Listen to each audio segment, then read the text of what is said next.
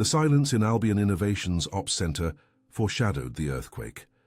Eleanor Vance watched the red figures flickering across the colossal screens, each digit representing millions of pounds sterling evaporating in real time. 2,800,000,000 pounds disappearing every second. 10 cybersecurity experts, fingers flying across keyboards in utter desperation. Yet nothing worked. That was when two 8-year-old girls with identical brown curls touched her sleeve and whispered, "Excuse me, miss, we know what's wrong. We can fix it." What a joy to have you here with me. Tell me where you're listening from. Give us a like, subscribe to the channel, and let's discover together how this incredible story unfolds.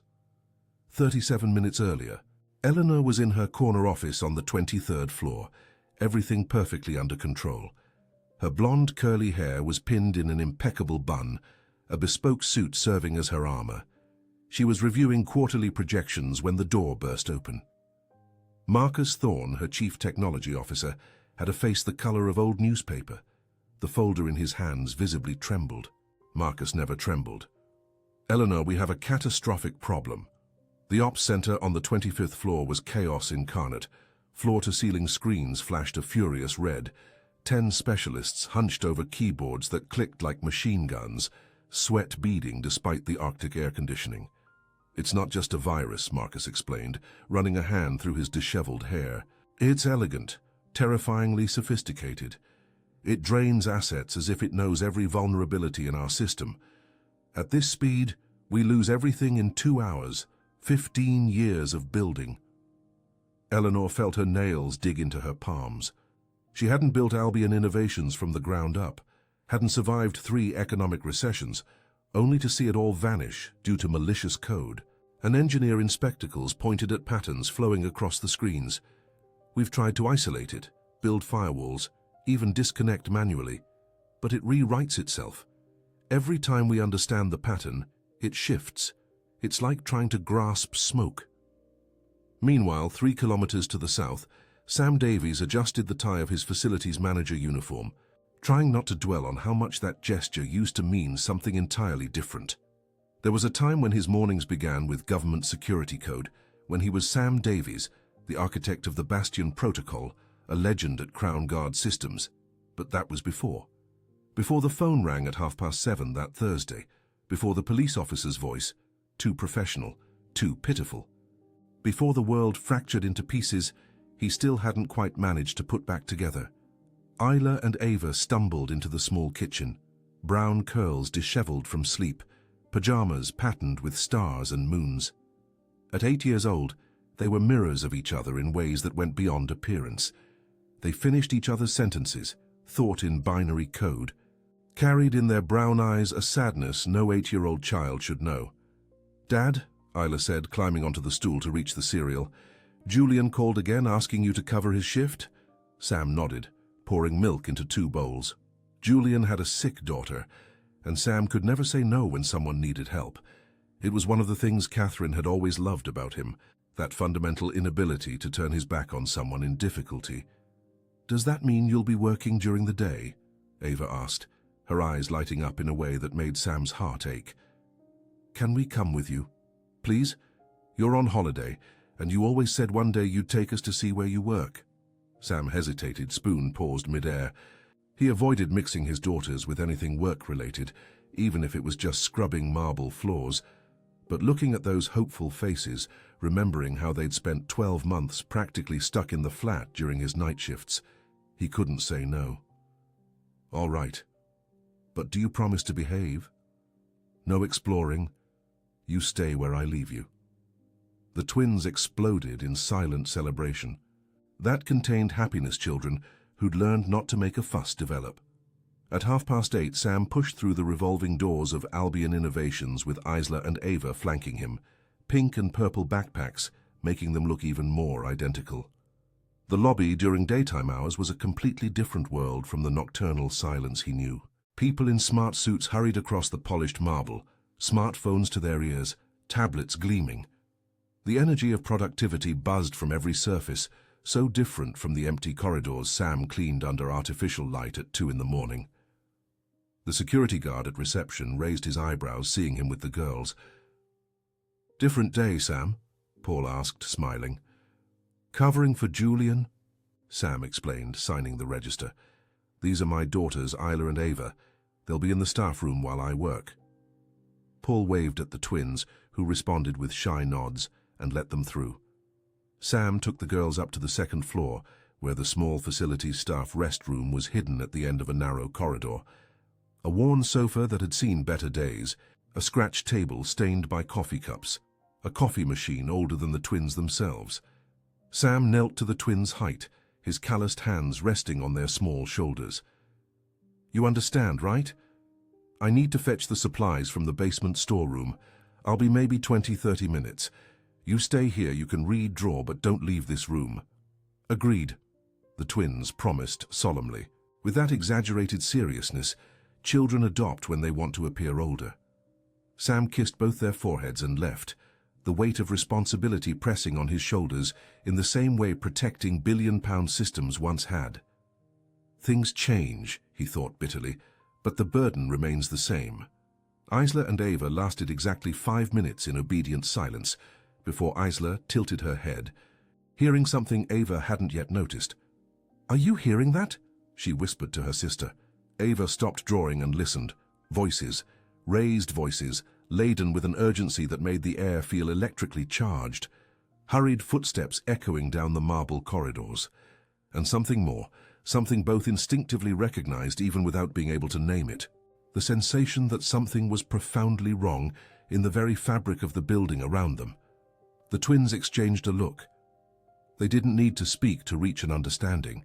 They slipped from the break room like small, curious shadows, following the sound of the commotion. With each floor they ascended via the service staircase, the agitation grew louder, more intense. On the 25th floor they emerged and followed the noise to a double frosted glass entrance. Through it, they could see dozens of people clustered together, enormous screens projecting cascades of code they recognized even from a distance as problematic. Highly problematic. They glanced at each other again, that silent communication twins develop. Tail language complete in subtle facial expressions. They should return to the break room. Dad would be worried if he found out. But those screens, that code, there was something there their brilliant minds recognized as a puzzle, desperately needing to be solved. Isla pushed the door first, Ava right behind her, and they entered what could only be described as a technological war room. The air smelled of cold sweat and burnt coffee. Engineers shouted instructions to one another, voices heavy with barely contained desperation. And at the center of it all, like the eye of a hurricane, stood a woman who appeared carved from ice and determination. Eleanor Vance had her arms crossed so tightly her fingertips were white at the tips. Her face, naturally beautiful even under duress, was pale in a way that made her cheekbones seem even more pronounced. Her eyes, blue as a winter sky, were fixed on the screens with an intensity that bordered on the physical. Ava was the one who approached, a small hand reaching out and delicately touching the sleeve of Eleanor Vance's impeccable suit. The woman looked down, startled, and for the first time in 30 minutes, her eyes finally left the screens. She saw two identical little girls, no older than 7 or 8, completely out of place amidst the corporate catastrophe unfolding around them. School rucksacks, simple but clean clothes, dark brown eyes that seemed too old for such young faces. "Who are you?" Eleanor asked, her voice harsher than she'd intended. "How did you get in here? Where are your parents?" Isla stepped forward, her eyes no longer on the people, but on the screens behind Eleanor, absorbing patterns, sequences, structures with a computational speed that made teachers question if she was calculating or merely guessing.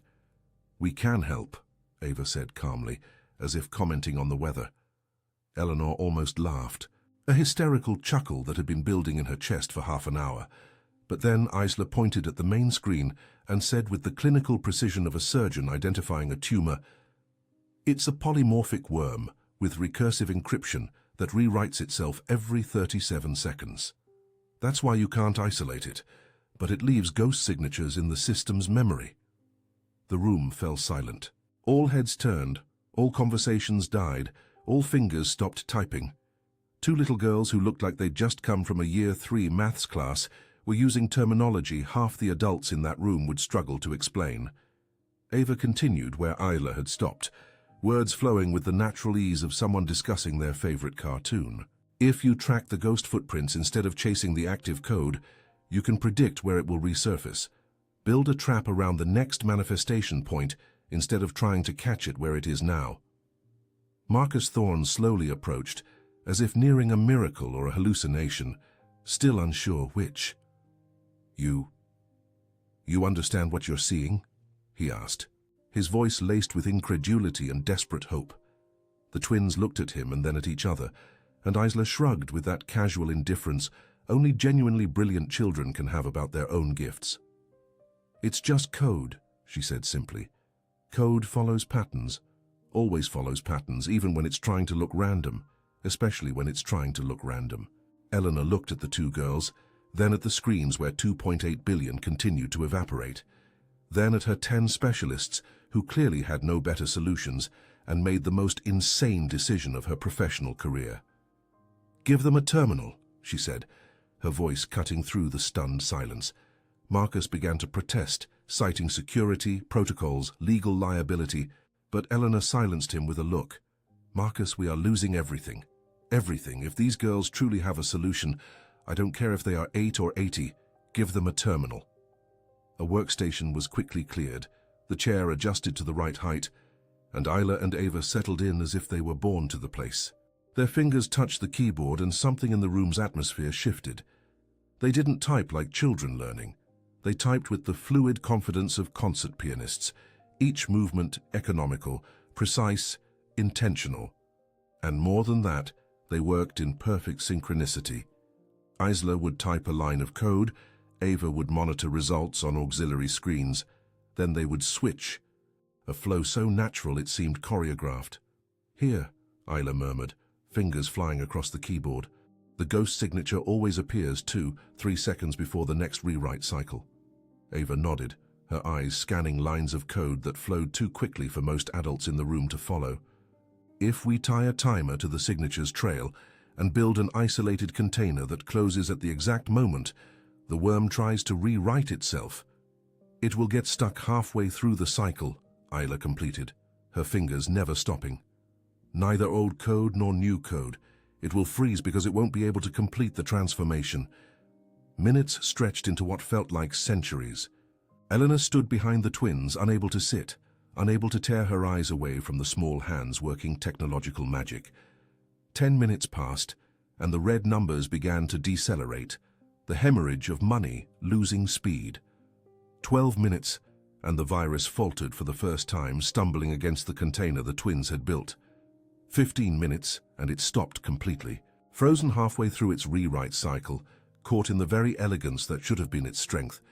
2.8 billion now stable, recoverable, saved.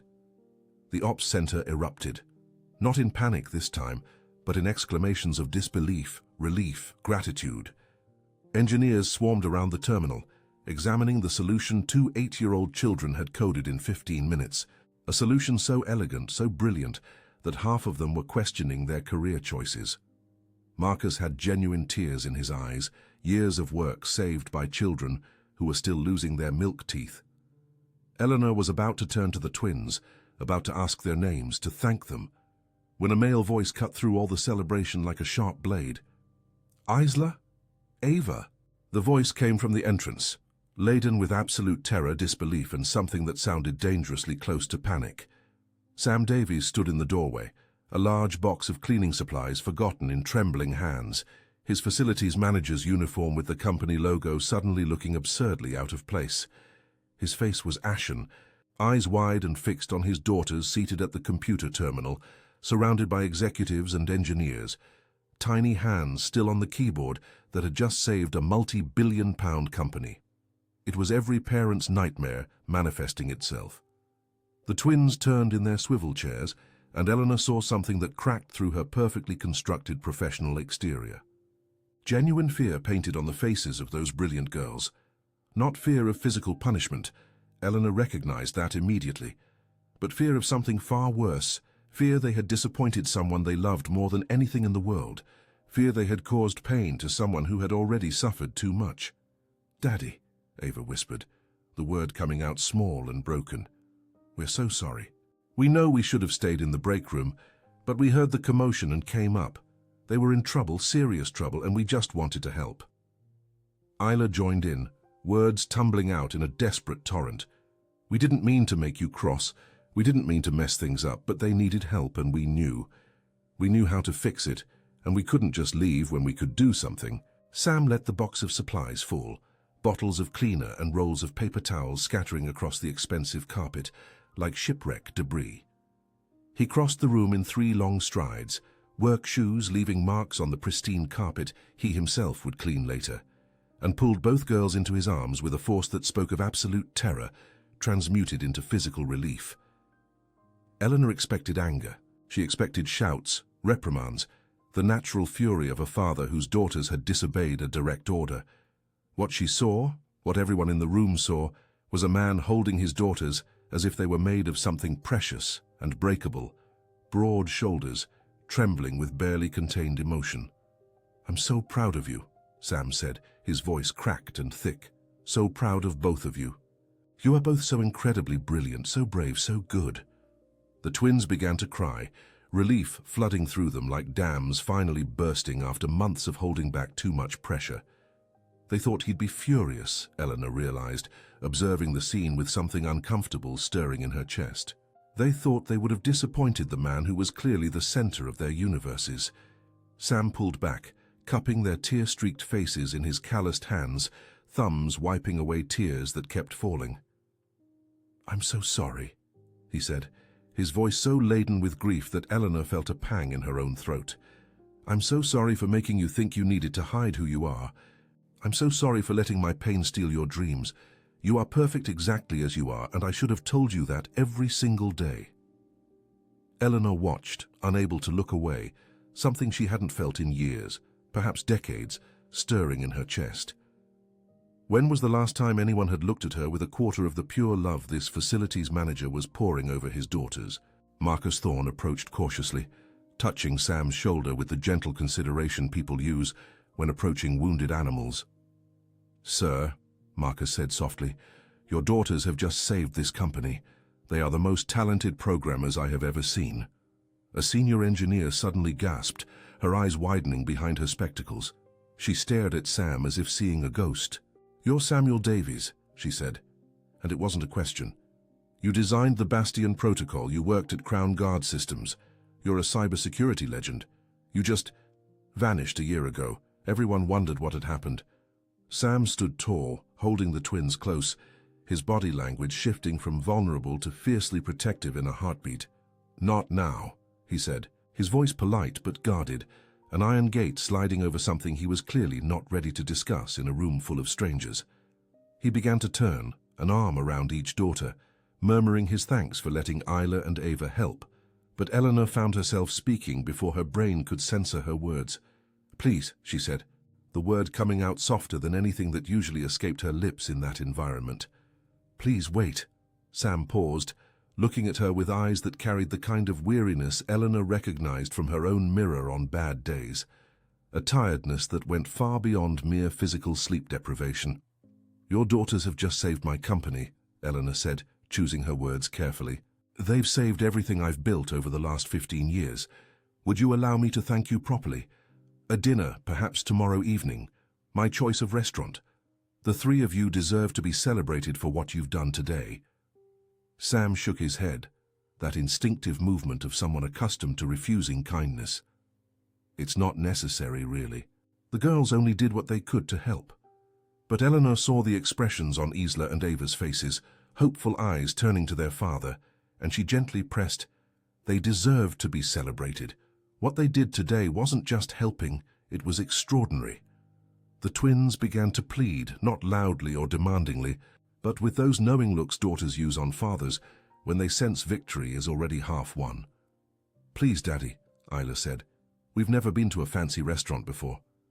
Ava added, "And you always say it's important to accept gratitude gracefully." Sam looked at his daughters, then at Eleanor, then back to the girls, clearly torn between his instinct to protect their privacy and the hopeful faces of the 2 people he loved more than his own life. Finally, with a sigh that carried the weight of 1,000 small surrenders, he nodded. All right, dinner tomorrow. Eleanor arrived at the Wolseley the following evening expecting an awkward obligation. An hour of forced conversation, followed by polite thanks and a discreet exit. What she did not expect was to find herself genuinely laughing, a sound echoing from somewhere deep in her chest that she had not visited in so long she had forgotten it existed. Tyler was in the middle of an elaborate story about a squirrel the twins had named Algorithm, who had figured out how to hack the bird feeder in the small park near their flat in Deptford. He observed, Isla explained, hands gesticulating wildly. For 3 full days he just watched. He didn't try to get food, he just sat there analyzing the system. Ava picked up the thread of the story without missing a beat. Then on the 4th day, he developed a full strategy. First, he waited until the smaller birds had left.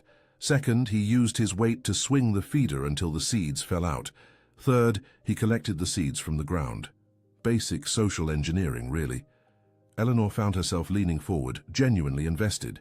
And you just let him keep taking the birds' food? Isla shook her head vigorously. No, we engineered a solution.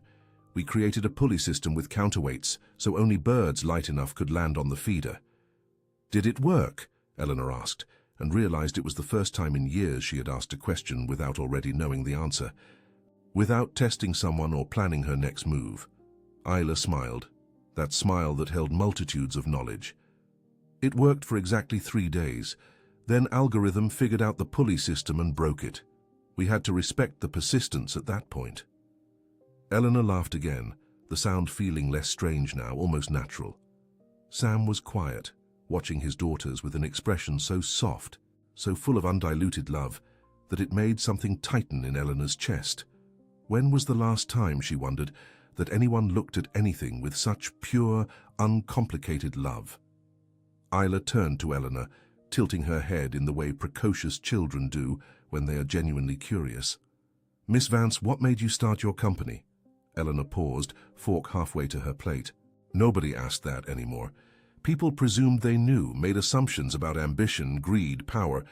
But looking into those honest brown eyes, she found herself telling the truth. I wanted to prove I could. I wanted to prove I was worth something. Ava said, as if it were the most obvious thing in the world. But you're worth lots of things, like at least 12 things, maybe even 15. Eleanor felt something crack in her chest, a fissure opening in the armor she'd spent decades building. Thank you, she said softly, and it meant more than Ava likely understood. After the girls became distracted with their coloring menus, Eleanor turned to Sam, lowering her voice. May I ask you something? Sam looked at her, his expression cautiously open. Depends on the question. Eleanor took a deep breath. Why did it matter so much to her? Why is someone who was one of the most brilliant architects working as a night facilities manager? The question came out kinder than she'd planned, without judgment, just genuine curiosity and something else, something that felt perilously close to care. Sam was quiet for so long, Eleanor thought perhaps she'd overstepped a line. His jaw worked, muscles flexing beneath his skin in a way that suggested an intense internal battle. Finally, he looked at his daughters, making sure they were still absorbed in their coloring, and when he spoke, his voice was so low, Eleanor had to lean closer. Because I couldn't do it anymore. The job I loved, the job that defined me, I couldn't do it without remembering what it cost. What did it cost? Eleanor asked, and she knew she was treading on private ground, but she couldn't stop herself. Sam looked at her, and the pain in those brown eyes was so raw, so exposed, that Eleanor felt as if she'd been physically struck. My wife, he said, words torn from somewhere deep inside him. Catherine. 12 months ago. Eleanor's breath caught in her throat. Sam continued, his voice mechanical now, as if he were reciting facts from a report rather than describing the worst night of his life.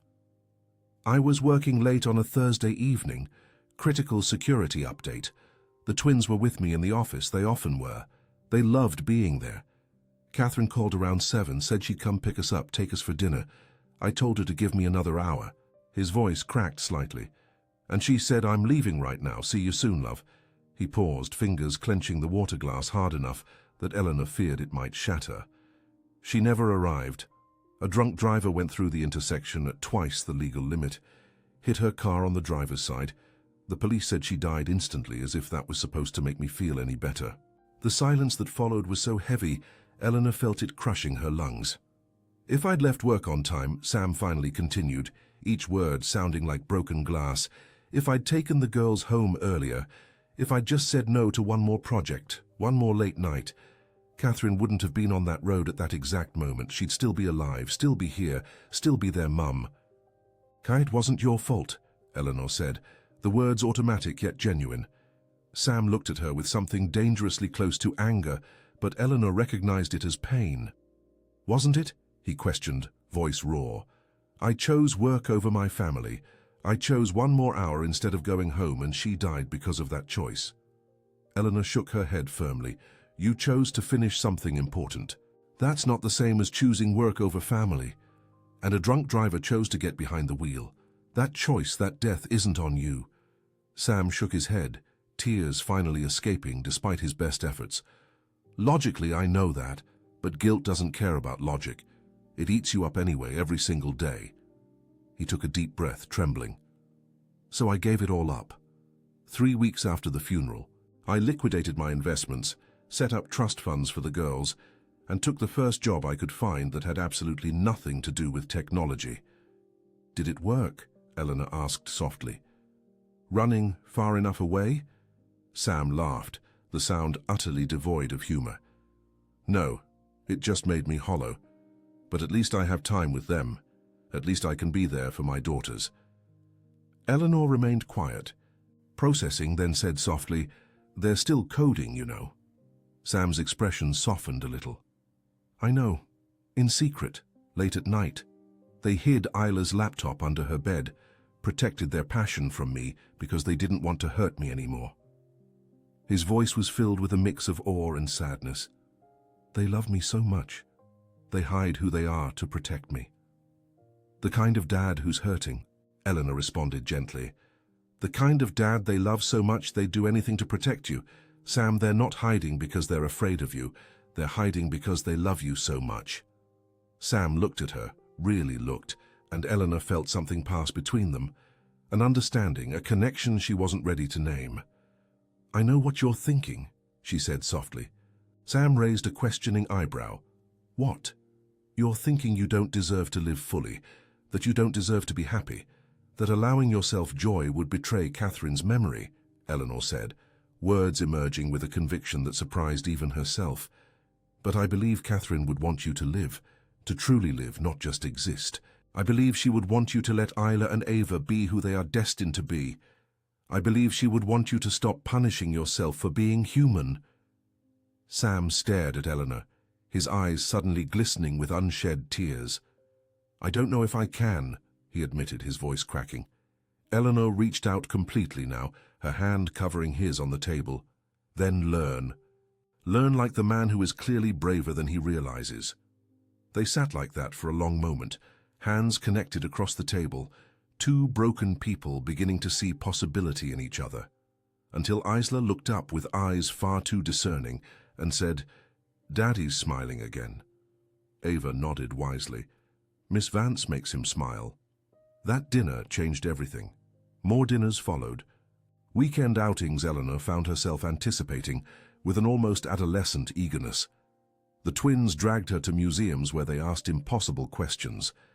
Sam cooked dinner in his modest flat in Deptford, and Eleanor discovered he was better than any restaurant chef. She watched him move about the small kitchen, explaining techniques to the twins, feeling a pang of envy for something she had never experienced, that warmth, that belonging, that family. She began showing up at the twins' school events. She watched Isla's science presentation with pride swelling in her chest. She cheered far too loudly when Ava won the spelling bee. One evening, sat on the small balcony of the flat while the twins did their homework inside, Eleanor made an offer. "I'd like you to come and work for me as head of cybersecurity, and I'd like to sponsor a special program for talented young programmers." Sam asked why she was doing this. Eleanor replied in a quiet voice, "Because seeing you hold your daughters in that ops center in Canary Wharf was the first time in 10 years I'd felt something real. Because you reminded me there are things more important than profit margins.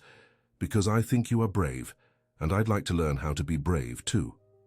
The transformation happened slowly, like ice melting in spring. Eleanor began leaving work at reasonable hours. Sam accepted a consultancy project. His hands trembled the first time he touched a keyboard for work, but Eleanor was patient. The twins flourished, their genius recognized and nurtured, no longer hidden. Sam watched his daughters, animated, brilliant, and free, and felt something he hadn't felt in 12 months. Peace. One evening, Eleanor tried to help Sam cook, and it was a disaster of epic proportions. "How did you set water on fire?" Sam asked, half laughing, half horrified. Isla and Ava dissolved into giggles watching from the doorway. Later, after they had ordered pizza and were sitting on the living room floor, surrounded by the twins' artwork, Sam's hand brushed Eleanor's, and neither pulled away. "Thank you," Sam said quietly, "for truly seeing us." Eleanor's throat tightened. "Thank you for teaching me how to truly live." Isla and Ava exchanged knowing glances. Their dad was smiling again, truly smiling, and the blonde woman was looking at him as if he hung the moon. One evening, Sam showed Eleanor old photos on his phone from his very first office at Crown Guard Systems. "That was before everything changed," he said quietly. Eleanor said softly, "Nothing changed for the worse. It transformed. You transformed. And perhaps that isn't the tragedy you think it is." Sam looked at her, at the woman who had once been ice and ambition, but was now warmth, laughter, and home. "I think I'm falling in love with you," he said. Eleanor's breath hitched. "I think I fell in love weeks ago and was too afraid to say it." Their first kiss tasted of hope, of second chances, and the promise of brighter tomorrows.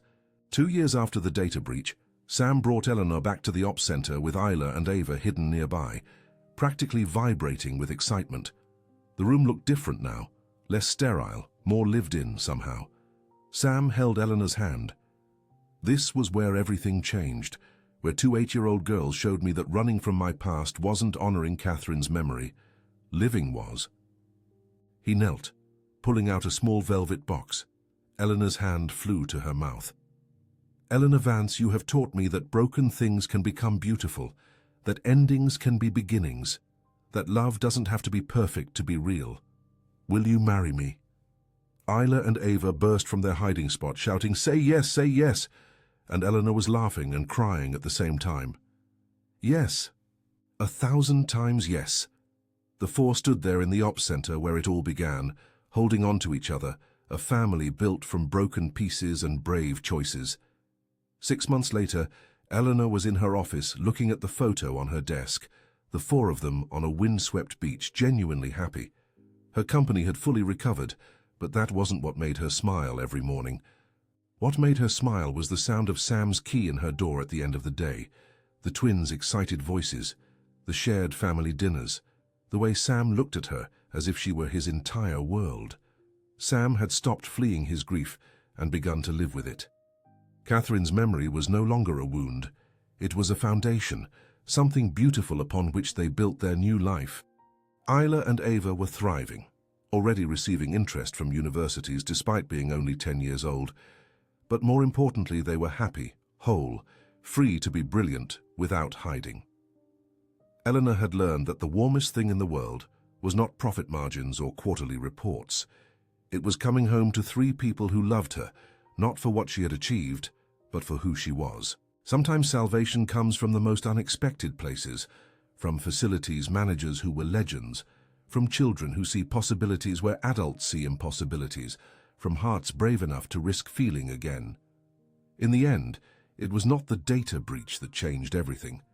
It was 2 8-year-old girls who saw someone drowning and refused to look away, who reminded a broken man that life was still worth living, who showed a cold-hearted CEO that the finest algorithms cannot calculate the value of love.